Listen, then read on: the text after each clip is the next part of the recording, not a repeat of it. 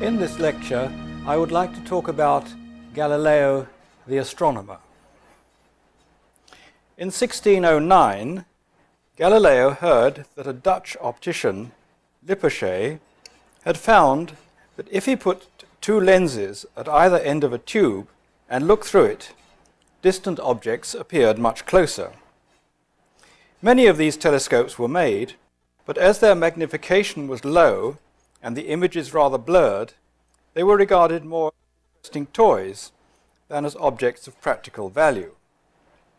Galileo, however, immediately realized the importance of this invention and how he could use it to further his career by offering it to the Venetian state. He was alarmed to learn that a Dutchman was already in Venice hoping to sell his telescope to the Doge. He alerted his friend Sarpi, who succeeded in preventing the Dutchman from obtaining an audience with the Doge, and frantically set to work to make a telescope for himself. He fitted two lenses at either end of a lead tube, and indeed found that it magnified distant objects. Later on he said that he succeeded in making a telescope in a single day, but this seems very unlikely. It takes quite a long time to grind a lens, and it is unlikely that he already had commercial lenses available, or that they would be of sufficient quality. By a process of trial and error, he went on to make a series of telescopes of increasing magnification and technical excellence. As soon as he had made a good telescope, he arranged, with the help of Sarpi, to have an audience with the powerful Doges of Venice, who were impressed by its value to the Venetian navy. Astutely, Galileo presented his best telescope to the Doge as a gift, and, not to be outdone, the Doge's Senate soon after voted to double Galileo's salary, to reappoint him for life, and to give him a large bonus. Subsequently, he made many more telescopes and presented them to many eminent friends and powerful princes. This story illustrates very well Galileo's ruthless opportunism and technical genius. Certainly his best telescopes were far superior to any others, and he made sure that their merits were widely recognized and that his career benefited. He turned his telescopes to the heavens and was rewarded by a series of outstanding discoveries. He looked at the planets and noticed that there were one or two stars on either side of Jupiter almost in a line. On subsequent nights he found that the stars had moved relative to Jupiter and that their number changed. He realized that he was seeing 4 of the moons that orbit Jupiter just as the moon orbits the Earth. By observing them for several weeks, he was able to determine their periods of rotation. He called them the Medicean stars in honor of Cosmo de' Medici, and published an account of his discovery in a pamphlet called Sidereus Nuncius, or Starry Messenger. At first, his discovery was ridiculed, but most people were soon convinced when they looked through one of his telescopes. When he presented the telescopes to several powerful princes, they naturally asked their own astronomers to examine them and assess their merits. By this clever move, the astronomers were forced to examine his claims, whether they believed them or not, and indeed they soon endorsed them. Galileo was particularly excited by this discovery because it provided an example of several moons orbiting a planet, very similar to Copernicus's suggestion that the planets orbit the Sun. It did not, of course, prove Copernicus's theory, but showed that it was not necessary for everything to rotate about a single center, and it also answered those who said that if the Earth moves, it will lose its moon. This spectacular discovery made Galileo famous throughout Europe, and he followed it by a whole series of new observations. He found hundreds more stars in the familiar constellations and showed that the Milky Way is made up of thousands of individual stars. He turned his telescope to the moon and observed the circular craters that we now know are due to the impact of meteorites. By observing the behavior of the shadows of their edges as the moon waxed and waned, he was able to show that they had a central depression surrounded by a high rim, and estimated that they were about 4 miles high, a reasonably accurate value. This discovery was important because Aristotle had said that the heavenly bodies were perfectly spherical with no rough surfaces. The Aristotelians tried to explain Galileo's observations by saying that the moon is completely surrounded by a smooth, transparent shell that covers all the craters.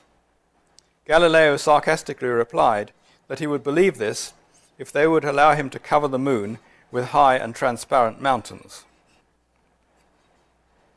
These new results supported previous observations of changes in the skies. Thus, in 1604, there appeared a new star that excited great public interest. Galileo gave 3 lectures on the phenomenon, admitting that he was not at all sure that it was really a star.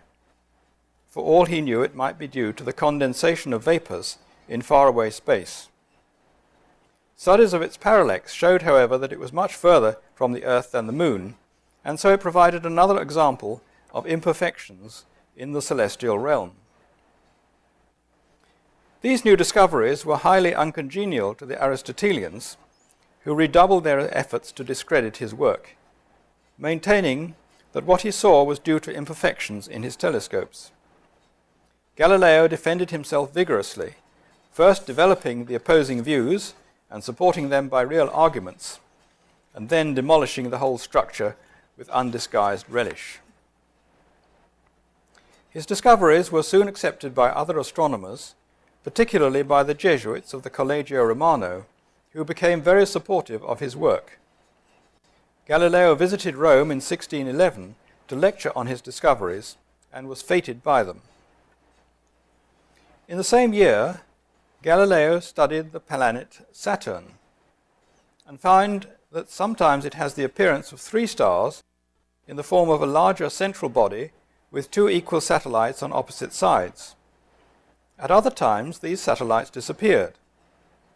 His telescope was not sufficiently powerful to show that this was due to Saturn's rings seen from various angles, as was later shown by Huygens in 1657.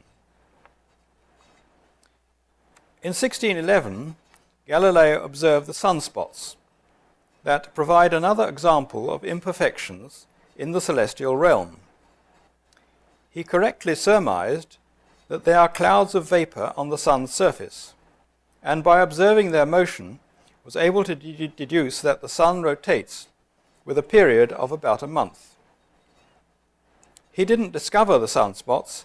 Indeed, they had been known to the Chinese for centuries, and other European scientists had already noted them. Among these was the Jesuit astronomer Scheiner, who sent his observations to Mark Welser, who published them anonymously under the pseudonym Apelles.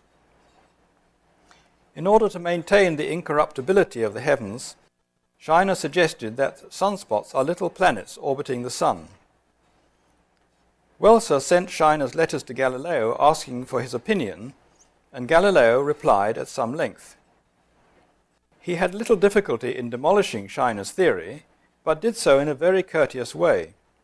Nevertheless, Scheiner was very offended, probably because he mistakenly thought that Galileo had him in mind when he criticized one of his opponents, without mentioning him by name, and this was to cause Galileo much trouble later on. To disprove Scheiner's theory, Galileo observed that the sunspots are approximately circular when they are near the center of the sun's disk, and progressively become more elliptical as they approach the edge. This is just what would be expected if they are situated on the surface of the sun. If they were spherical planets, they would keep the same circular shape as they moved around the sun. Galileo also showed that he could explain the velocities of the spots, and found that they are inconsistent with Scheiner's theory. Galileo also saw that the trajectories of the sunspots change through the year. They appear to move in a straight line only at 6-monthly intervals, and at other times they appear to move in concave or convex arcs. And this is what would be expected if the sun's axis is tilted with respect to the plane of the Earth's orbit around the Sun. While it is true that these motions could be described in the reference frame of a stationary Earth, this would require the attribution of 4 independent motions to the Sun, whereas the motions are described quite naturally on the heliocentric theory. Thus, although this does not amount to a strict proof, Galileo was justified in using the motion of the sunspots as an argument in favor of the heliocentric theory. Copernicus's book De Revolutionibus, putting forward the heliocentric theory, remained Aristotelian in all except its central idea, and is written so that, apart from some introductory sections, it can only be understood by professional astronomers. Initially, Copernicus was concerned, like Ptolemy, to find the best way to calculate the motions of the planets, and used the heliocentric hypothesis as a calculating device. As the work proceeded, he found that it accounted naturally for many observations that could be fitted by the geocentric model only by making specific assumptions in each case. Eventually, he came to believe that the Copernican theory is true. As Galileo remarked in a letter to Monsignor Dini in 1615, quote, "For from many years of observation and study, he was abundantly in possession of all the details observed in the stars. For it is impossible to come to know the structure of the universe without having learned them all very diligently and having them very readily available in mind. And so, by repeated studies and very long labors, he accomplished what later earned him the admirations of all of those who study him diligently enough to understand his discussions." Thus, to claim that Copernicus did not consider the Earth's motion to be true could be accepted perhaps only by those who have not read him, in my opinion, for all 6 parts of his book are full of the doctrines of the Earth's motion and of explanations and confirmations of it. End of quotation. Copernicus was highly regarded by the professional astronomers, and they realized the many advantages of the new system. Many of them began to use his methods, even if they continued to reject his heliocentrism. Subsequently, Tycho Brahe proposed a new cosmology in which all the planets revolve about the Sun, which in turn revolves around the Earth.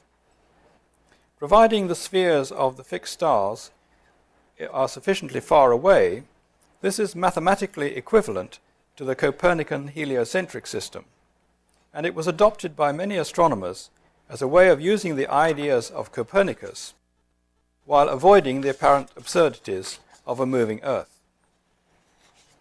The Copernican system, particularly when refined by Kepler's ellipses, provided a more accurate way of analyzing planetary motions, but at the expense of the physical explanation provided by the Aristotelian spheres. A whole new set of questions arose and demanded answers. Why do the planets move in elliptical orbits? What keeps them going around the Sun? And so on. Kepler suggested that the Sun emits rays that push the planets around, and that the ellipticities of the orbit is due to magnetic effects. This idea did not fit the data and was soon discarded, but it contained the germ of the idea of forces that was eventually to provide the solution. Galileo ignored this possibility, considering Copernican heliocentrism as the only alternative to Aristotelian geocentrism. The heliocentric theory provided natural, qualitative explanations of several phenomena, such as the retrograde motions of the planets, the phases of Venus, and the angular closeness of the Sun of the inner planets Mercury and Venus. In the Ptolemaic system, these observations were included by the special choice of the parameters of the ellipses. Although some astronomers, including Copernicus, became convinced of the correctness of the heliocentric theory, they had no conclusive arguments.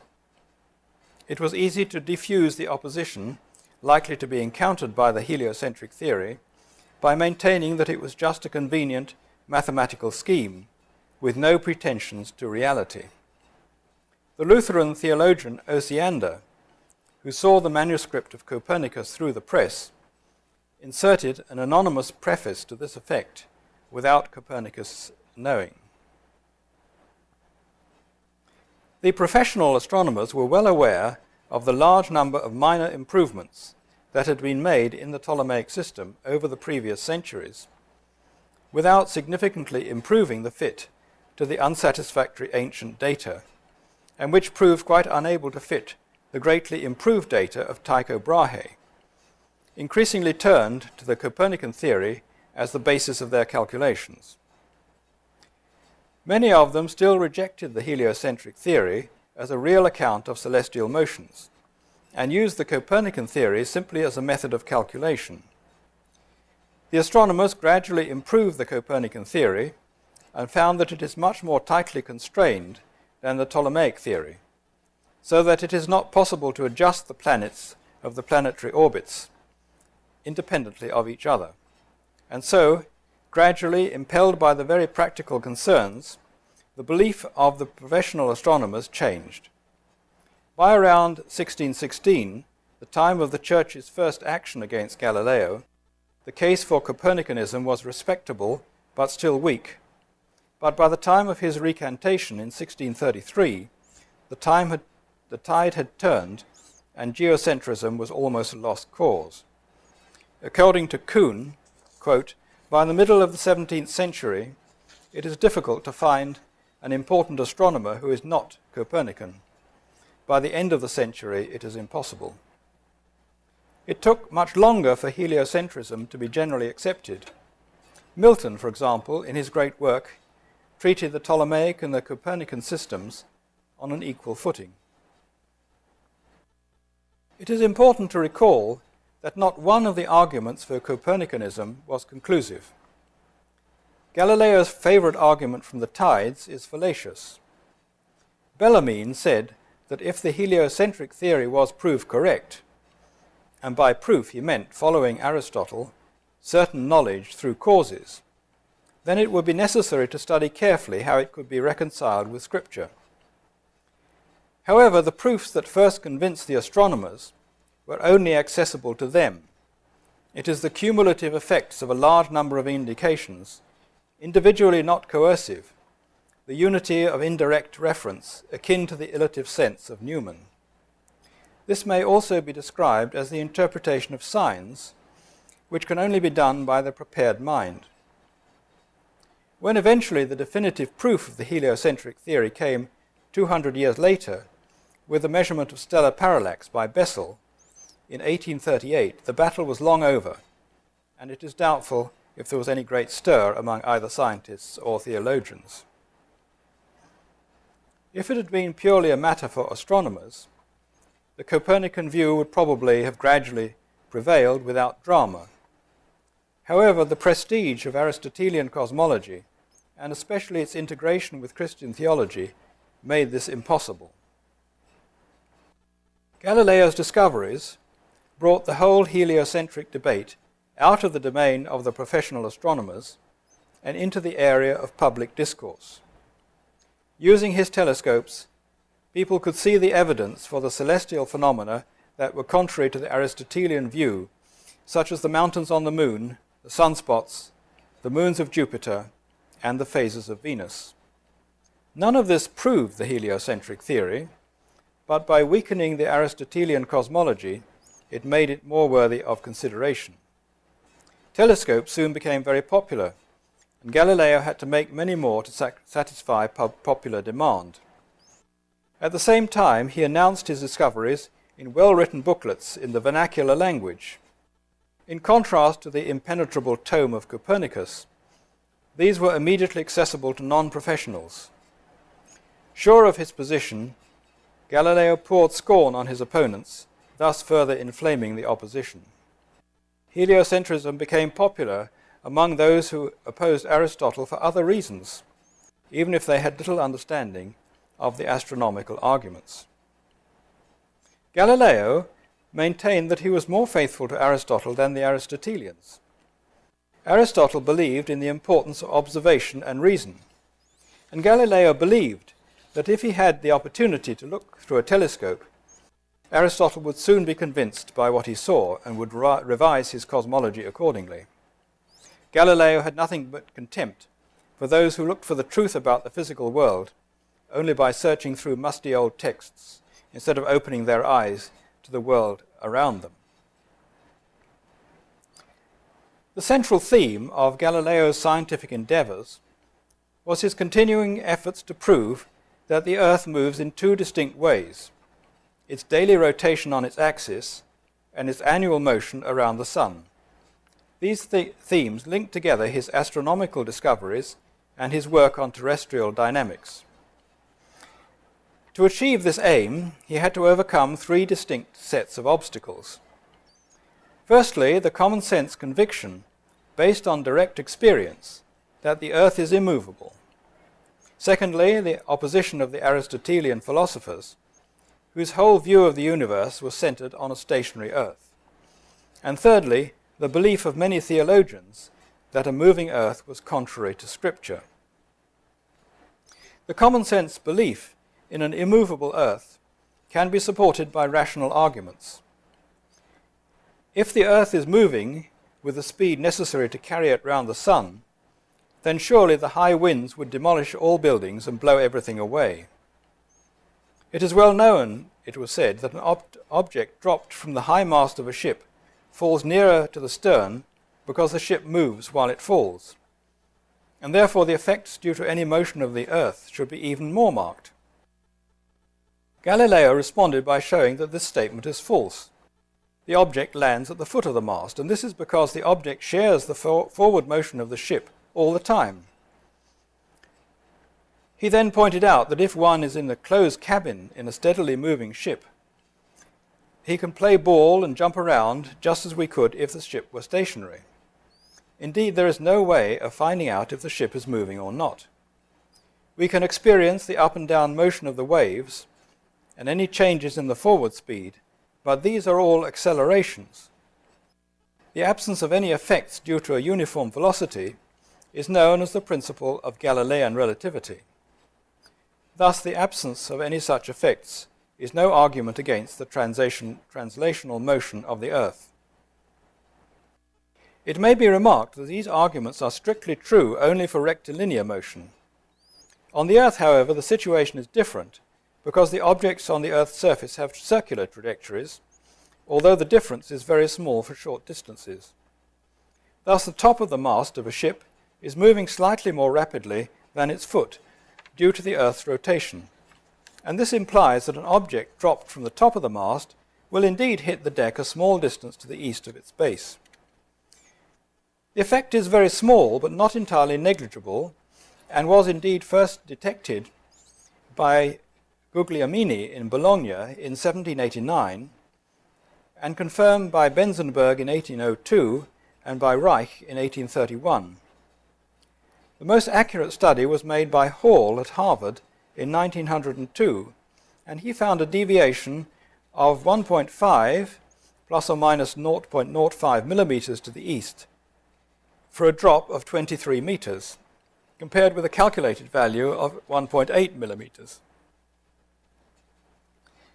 Another argument against the rotation of the Earth is that objects would fly off into space if they were rotating, as it is well known that objects can fly off a rotating wheel.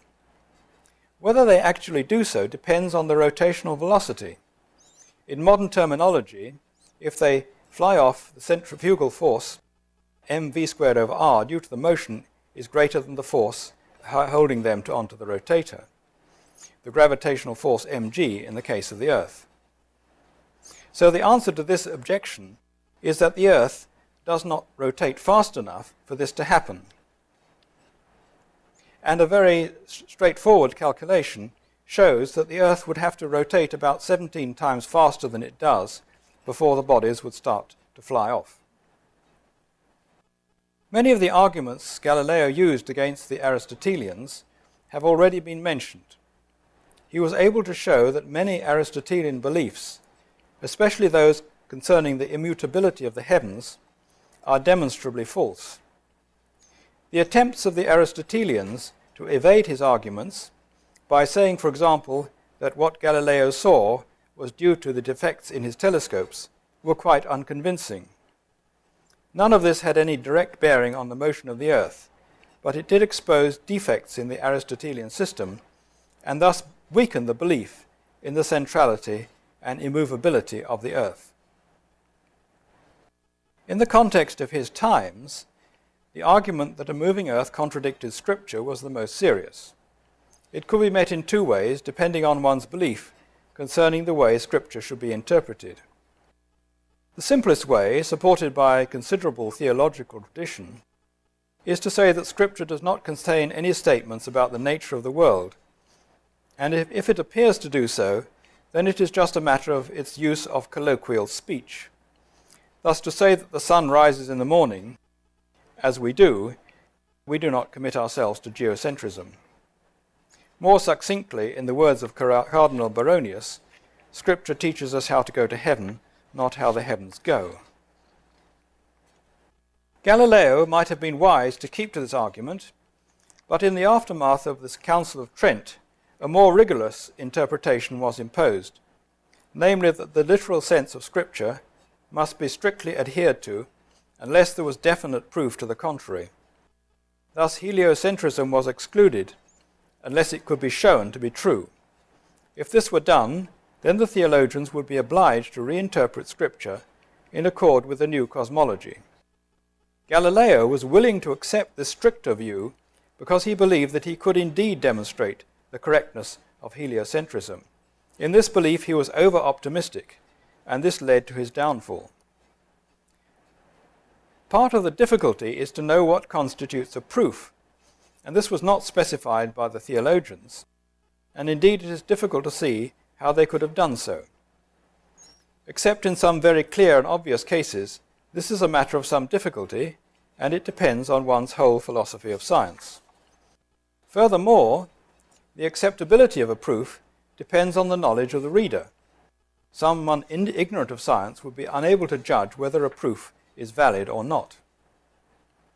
Galileo could have avoided all his troubles by saying that heliocentrism was just a calculational device that bore no relation to reality, and indeed he was strongly urged to do this. But scientists, and Galileo is no exception, know that we are investigating an objectively existing world, and such a subterfuge is unacceptable. Galileo was thus committed to proving the motion of the Earth. Concerning its daily rotation, it is very unlikely that all the stars could move so regularly around the Earth with the necessary very high velocities precisely adjusted to keep them in the same relative positions. It is dynamically so much simpler to attribute the observed appearance to the rotation of the Earth. Concerning the planets, Ptolemy found that they required two circular motions to describe their positions, and one of these always had a period of exactly 1 year. Is this just a coincidence? Is it not much more plausible to attribute this to the yearly motion of the Earth around the Sun? Scientists accept such arguments as being very strong, and it is not necessary to prove that there is no other conceivable explanation. And yet, such considerations still do not amount to a conclusive proof. It is an ironic comment that the rotation of the Earth was subsequently demonstrated by Foucault's pendulum, an experiment that could in principle have been carried out by Galileo. It is interesting to speculate how this would have been received by the Aristotelians, as its interpretation requires the concept of inertial motion. The translational motion of the Earth was proved by James Bradley's discovery of stellar aberration in 1729. Another argument depends on the apparent brightness of the planets. According to the heliocentric model, the distance of the planet Mars from the Earth should vary by a factor of 7 or 8, resulting in a brightness variation of about 60, compared with the observed ratio of 4 or 5. This was, however, a visual estimate, and Galileo was able to show that more accurate telescopic observations gave a brightness ratio in full agreement with the Copernican model. The proof that Galileo considered the strongest was his explanation of the tides. It had long been known that the tides follow a daily cycle with high and low tides about every 12 hours. A monthly cycle, due to the time lag of about 50 minutes each day, the half-monthly cycle with high tides at new and full moon, and the half-yearly cycle with higher tides at the equinoxes than at the solstices. It was also necessary to account for the very different magnitudes of the tides at different places, from the absence of tides in lakes, the small tides in the Mediterranean, and the much larger tides in the oceans. Marc Antonio de Dominicis had already attributed the daily cycle to the attraction of the oceans by the moon, but this was usually rejected because it would give only one tide a day when the moon is over the ocean. This argument is, however, mistaken, because just as the moon attracts the ocean nearest to it more than the Earth, so it attracts the Earth more than the ocean on the other side of the Earth, giving 2 high tides each day. Galileo firmly rejected the possibility that the moon is responsible for the tides, considering it to be the invocation of, quote, occult qualities and similar idle imaginings, end of quote. Just the same objection, it is interesting to reflect, was later to be directed against Newton when he proposed his theory of gravitation. Galileo also rejected the lunar explanation of the tides as another instance of explaining by naming, as, for instance, we explain free fall by gravity. And this is a valid objection until we have a quantitative theory. Instead, Galileo sought a physical explanation of the tides and attributed the tides to the double motion, namely the rotation and the revolution of the Earth, modulated by the extent and orientation of the sea.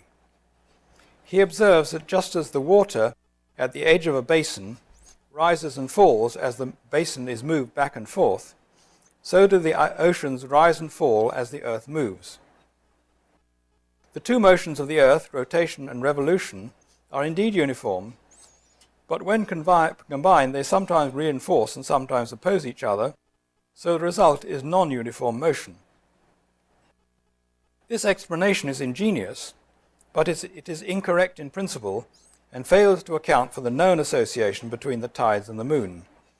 Galileo had apparently forgotten his earlier argument that since the air and the oceans share the motion of the Earth, they can have no effect on the tides. Furthermore, even if his argument was correct, it would imply that high tides should occur at noon and low tides at midnight, which is not the case.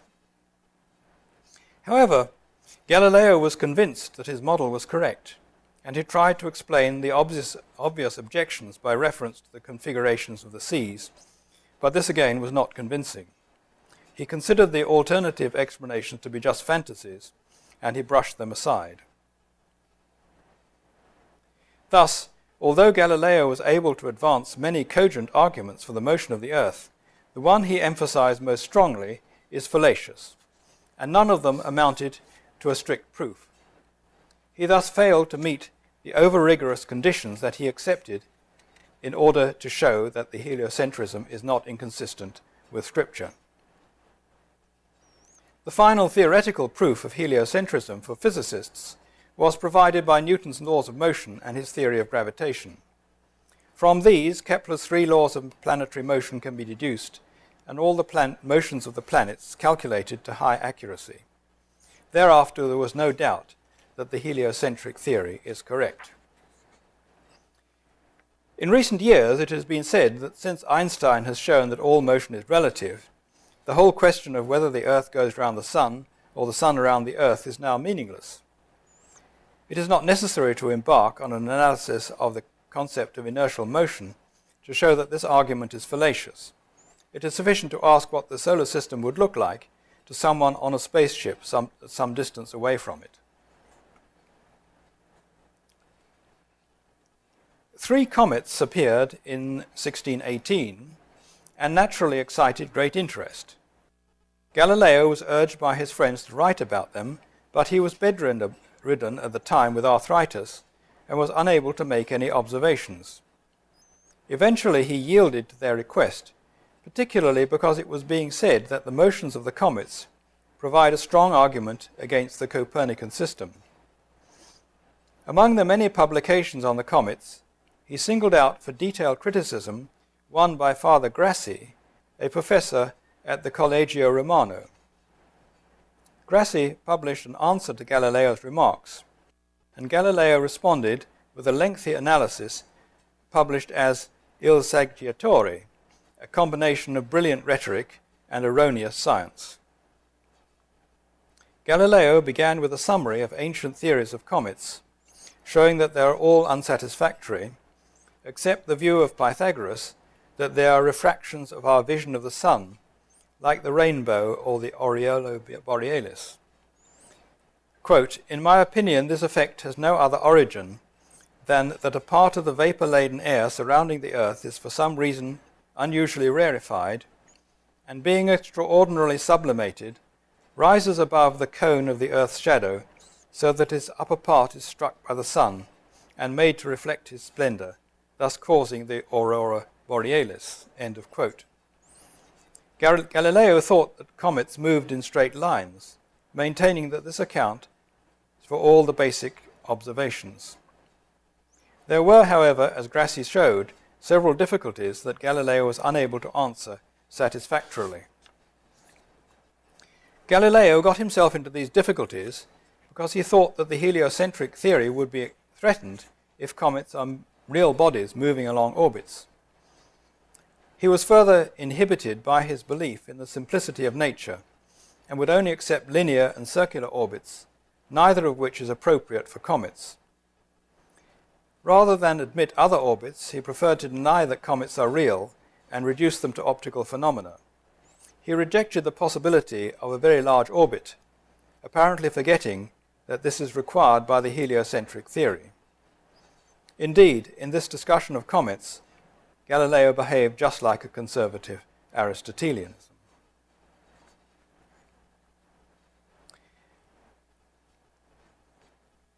The main achievement of Galileo was to inaugurate a new way of thinking about the world. He rejected the traditional method of seeking the answers to physical problems by studying the works of masters such as Aristotle, and replaced it by quantitative measurement and analysis. Instead of philosophical discussions about the nature of motion, he measured as accurately as possible how long it took for bodies to fall a certain distance, and then tried to find a mathematical relation between them. He was not the first to emphasize the importance of experiment. Others, like Robert Grosseteste in the 13th century, had laid the foundations of experimental science. But Galileo was the first to stress the importance of establishing mathematical relationships between the results of measurements. He was thus a pioneer in the mathematization of nature, which ultimately led to the science of theoretical physics.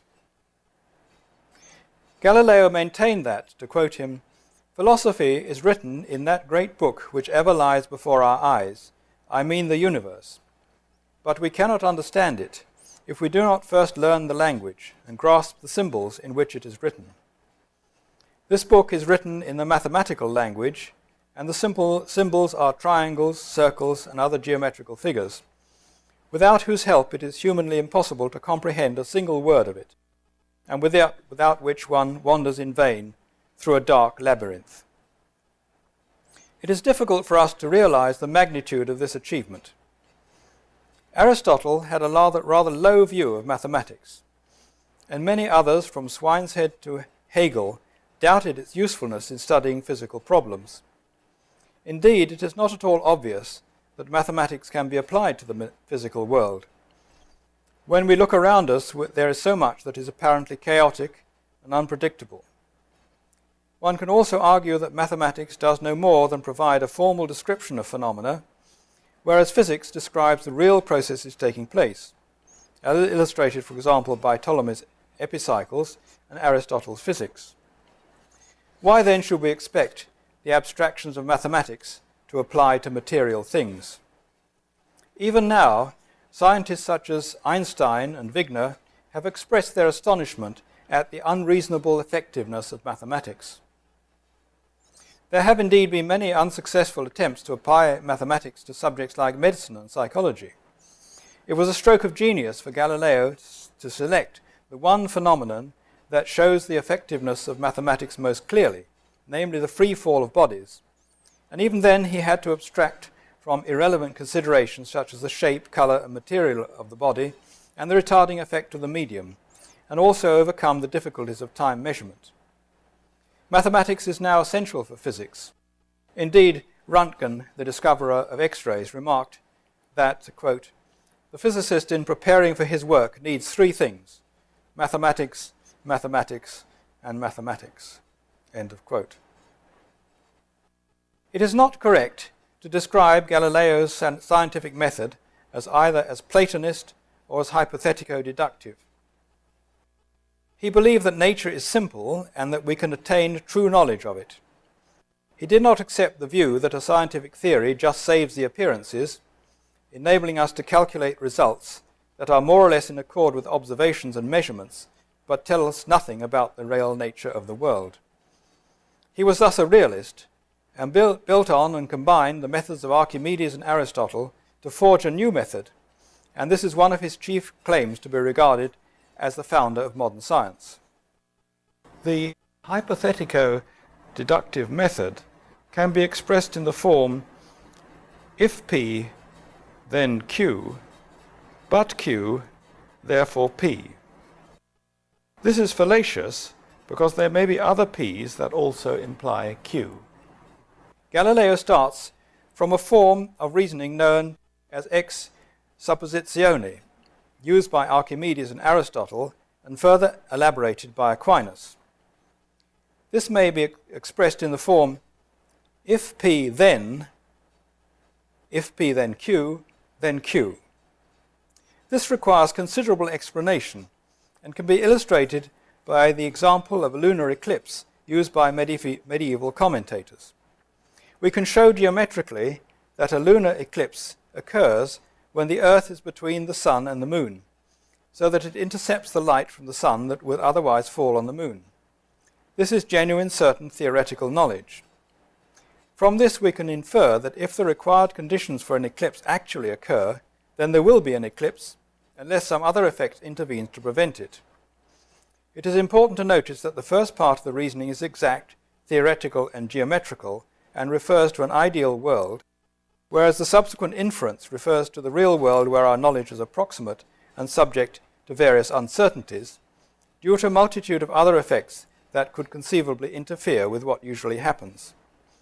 Nevertheless, we have certainly attained genuine knowledge of the phenomenon, and have taken into account the possibility of interfering effects. As described by Archimedes, the demonstration uses formal mathematical causality, and the relationships refer to quantifiable aspects of the subject, and any defects arise because mathematical entities are not exactly realized in the real world. For Aristotle, the demonstration uses efficient causality, and the defects due to the matter involved or to the agent. Galileo combined these modes of reasoning, which takes the following form in the case of a projectile shot horizontally. First, he shows mathematically that if such a projectile is shot in a vacuum, then its motion will be a combination of a uniform horizontal motion and an accelerated downward motion, giving a semi-parabolic trajectory.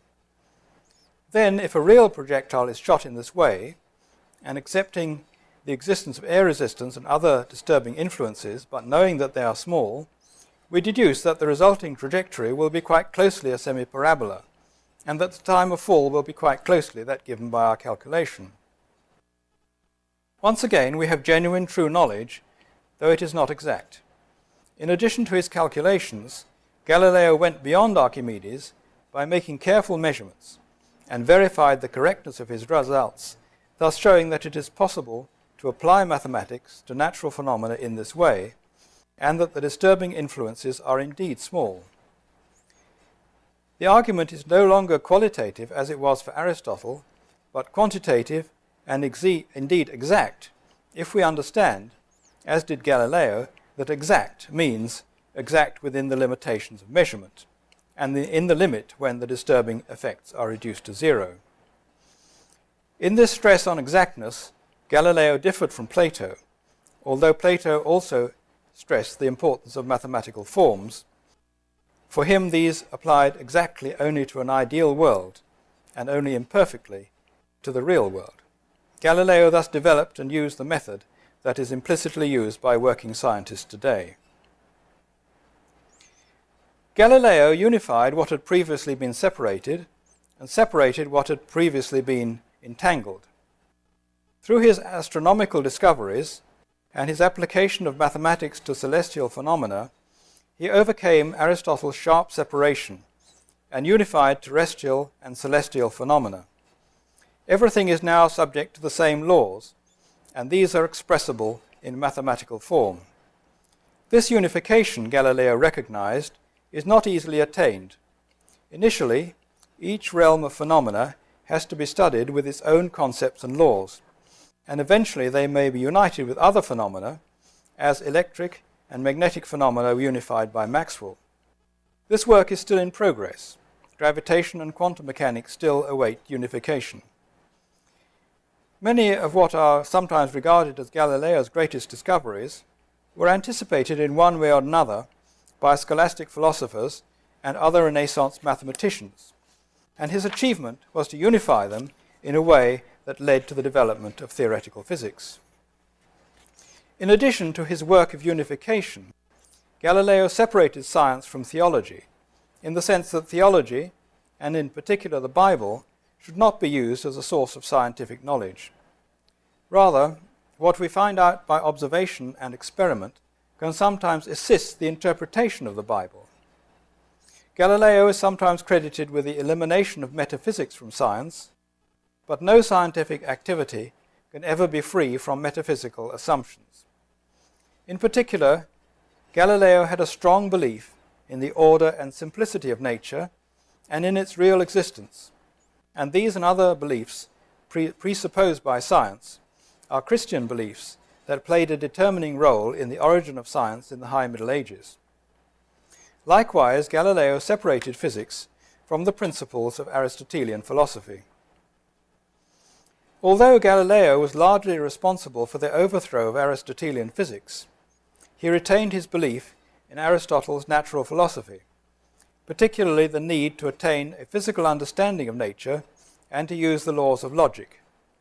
He was a strong believer in the simplicity of nature, and so continued to believe that the orbits of the planets are circular.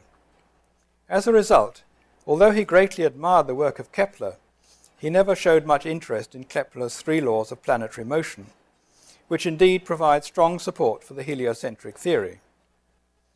This belief in universal circular motion led him into great difficulties when he considered the explanation of comets. Neither did he spend much time on the optical theories underlying the operation of the telescope, but constructed them by a process of trial and error. Galileo's second great achievement was the construction of greatly improved telescopes and the astronomical discoveries he made with their aid. These made him famous throughout Europe and changed his life. He soon became convinced that the heliocentric theory of Copernicus was correct, and used his astronomical discoveries to develop arguments in its favor. Individually, none of these arguments was conclusive, and at least one was incorrect, but together they were sufficient to convince the scientifically trained mind. If he had been content, like most scientists, to publish his results in weighty Latin tomes, he would not have become embroiled in controversy. Instead, he vigorously publicized his work and wrote in the vernacular in a way that could be understood by the general reader. Partly this was necessary in order to obtain employment, but in addition, he felt that he had a duty to publicize his new view of the world. When his jealous enemies, unable to defeat him on scientific grounds, invoked the aid of theology, he countered with a treatise on the interpretation of Scripture. The theologians, angered by his insertion into their domain, and concerned by the threat to their whole Aristotelian worldview, used their political power in an attempt to suppress his views. They were, for the most part, well motivated and saw themselves as defenders of a hallowed synthesis of natural and supernatural knowledge. They had, however, no understanding of Galileo's scientific achievements or of the strength of his arguments, which made it absolutely essential for them to rethink their worldview. The attempt to suppress Galileo's scientific work, of course, failed, and his writings became widely known throughout Europe. His work on dynamics, in particular, culminated in the achievements of Newton, who unified Galileo's laws of motion and those of Kepler with his theory of gravitation. More generally, Galileo inaugurated a new style of scientific thinking that was to bear much fruit in the following centuries and identifies him as one of the founders of modern science.